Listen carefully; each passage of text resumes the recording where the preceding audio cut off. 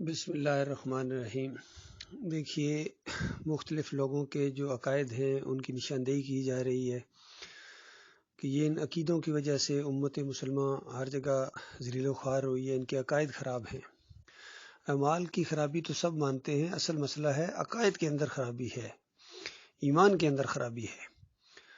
اور ہر ایک نے اپنے ملفوظات اور اپنی کتابیں اور اپنے اکابرین کے فتوے اپنے پاس رکھے ہوئے ہیں، اور اللہ کی کتاب کو بالکل پس پش ڈال دیا انہوں نے۔ اور یہ دیکھیں دیوبندیوں کی کتنی مایہ ناز کتاب ہے، عقائد علماء دیوبند، اور اس کے اندر کم از کم 60 مدرسوں بڑے بڑے جو ان کے علماء ہیں ان کے دستخط موجود ہیں، سٹمپیں موجود ہیں، اور ہر عقیدے کے ساتھ انہوں نے لکھا ہے کہ ہمارے بزرگوں کا یہ عقیدہ ہے، اور عقیدہ نمبر 1، عقیدہ نمبر 2 اس میں یہ ہے کہ قبروں سے فیض حاصل ہوتا ہے، قبروں سے فیض حاصل ہوتا ہے، قبر والوں کے وسیلے سے دعا منگی جائے تو قبول ہوتی ہے، اور انبیاء قبروں میں کہتے ہیں زندہ ہیں، حتیٰ کہ یہاں تک انہوں نے لکھ دیا کہ نبی علیہ السلام کے جسم کے ساتھ جو مٹی لگی ہوئی ہے وہ بیت اللہ تو کوئی چیز ہی نہیں، عرش اور کرسی سے زیادہ افضل ہے، یہ بھی لکھ دیا انہوں نے۔ تو یہ ان کے عقیدے ہیں۔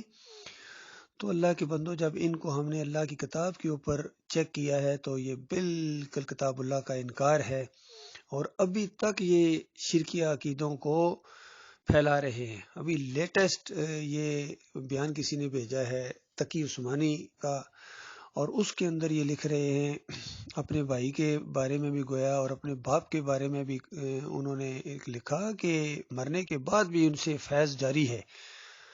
اور ایک گنگوئی جو ان کے بہت بڑے گزرے ہیں، ان کے حوالے سے بھی ان کے کسی شاگرد کا قول نقل کیا کہ انہوں نے بھی آ کے کہا کہ بزرگوں سے سنا ہے، ہر جگہ کہتے ہیں بزرگوں سے سنا ہے، کہیں نہیں ثابت کرتے کہ قرآن کے مطابق، حدیث کے مطابق، بزرگ کہتے رہے جی کہ مرنے کے بعد جو فیض ہے نا وہ بہت زیادہ ہو جاتا ہے۔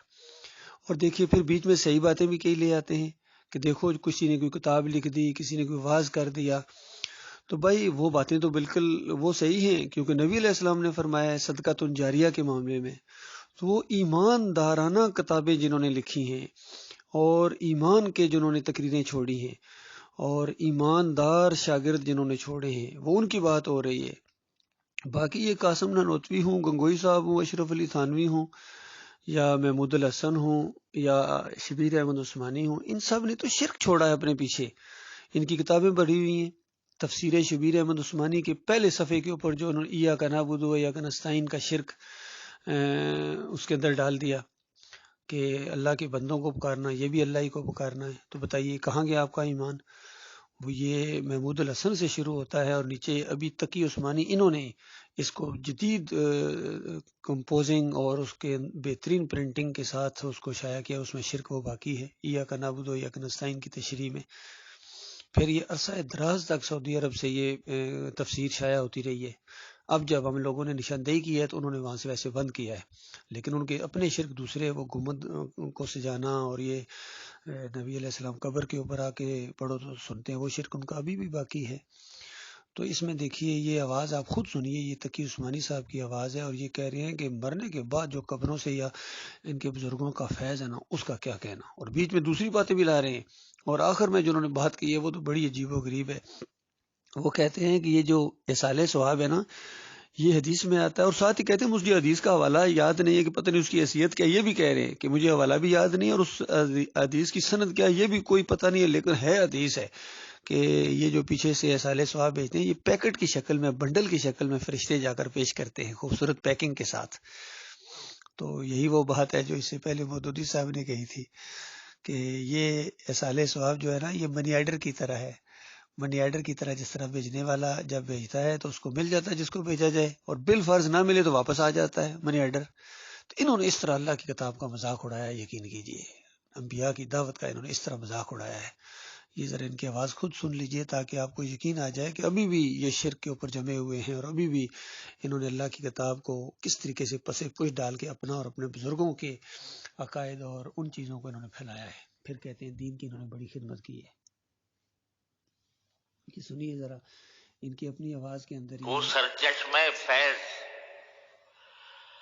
چشمہ فیض جس سے ہم لوگ الحمدللہ نہال تھے، وہ اللہ تعالیٰ نے بظاہری طور پر بند کر دیا. تو خوب سمجھ لیجئے کہ بزرگوں نے یہ کہا ہے، اور اس کو اگر کوئی غلط معنی پہنانا چاہے تو پہنائے، لیکن ایک حقیقت ہے.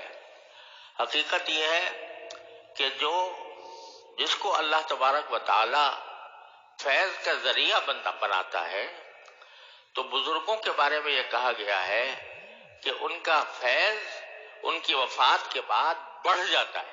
اور یہ کلمہ میں نے سب سے پہلے یہ بات حضرت والد ماجد قدس اللہ تعالیٰ سرہ کی وفات کے موقع پر، جب ہم کم سے نڈال تھے، اس وقت ایک حضرت گنگوہی رحمۃ اللہ علیہ کے مرید تھے، بالواسطہ یا بواسطہ مجھے یہ اس کی تحقیق نہیں، لیکن حضرت گنگوہی رحمۃ اللہ علیہ کے سلسلے سے ان کا تعلق تھا. انہوں نے یہ آپ نے سنا ہے. آپ دیکھیے خود ان کو اعتماد نہیں، اسی وجہ سے کہہ رہے ہیں کہ اگر کوئی اعتراض کرنا چاہے، اس کو پتہ ہے اعتراض کرنے والے موجود ہیں، کیونکہ یہ قرآن کے خلاف عقیدہ بیان کر رہے ہیں آپ کہ مرنے کے بعد فیض جاری رہتا ہے قبروں سے. تو ساتھ ہی کہتے ہیں کہ لیکن ہے حقیقت ہے. دیکھا ہے آپ نے، یعنی جو ہے اصل شرک حقیقت نہیں ہے، اس کو حقیقت کہہ رہے ہیں، پردہ ڈال رہے ہیں حق کے اوپر. تو میرے بھائیو، یہی وہ چیز ہے کہ جو امت کی تباہی کا باعث بنی ہے. اور پھر کچھ لوگ کہہ دیتے ہیں دیکھو یہ بیچ میں صحیح باتیں بھی تو ہیں. وہ صحیح باتیں ہوتی ہیں تب جھوٹ چلتا ہے. جھوٹ کبھی اکیلا چل ہی نہیں سکتا جب اس کے اندر صحیح سچ نہ ملایا جائے. جس طرح ریت کا پلستر ہو ہی نہیں سکتا جب تک اس کے اندر سیمنٹ نہ ملایا جائے. تو یہ معاملہ اللہ کے بندو، انہوں نے بہت شرک پھیلایا ہے. اور انہی کی یہ شاخ ہے آگے تبلیغی جماعت جسے کہتے ہیں، رائے ونڈ میں جن کا مرکز ہے. پوری دنیا میں ان کے اجتماعات ہوتے ہیں اور فضائل اعمال لے کے پھرتے ہیں. اس کے اندر اتنا شرک ہے کہ جس کا تصور نہیں کیا جا سکتا. اسی کے اندر سے آپ کو ملے گا کہ ایک حضرت نے مرنے کے بعد انگلی سے اونٹ نہر کر دیا. اسی کتاب کے اندر آپ کو ملے گا کہ مرنے کے بعد حضرت نے قبر سے اشرفیوں کی تھیلی پکڑا دی. اسی کتاب کے اندر ملے گا کہ جامی صاحب فرما رہے ہیں کہ نبی علیہ السلام نے ہاتھ نکالا اور میرے سے مصافحہ کیا، اور 90,000 کا مجمع وہاں موجود تھا. عبد القادر جیلانی بھی موجود تھے. اس طرح کی باتیں، تاکہ اور بات پکی ہو جائے لوگوں کے ذہنوں میں کہ عبد القادر جیلانی جب موجود ہے تو پھر جھوٹ کیسے ہو سکتا ہے. اس طرح 90,000 کا مجمع، حالانکہ آج بھی نہیں وہاں ہو سکتا ہے. اس وقت کی بات ہے، 4 کی 5ویں صدی کا یہ واقعہ بیان کر رہے ہیں.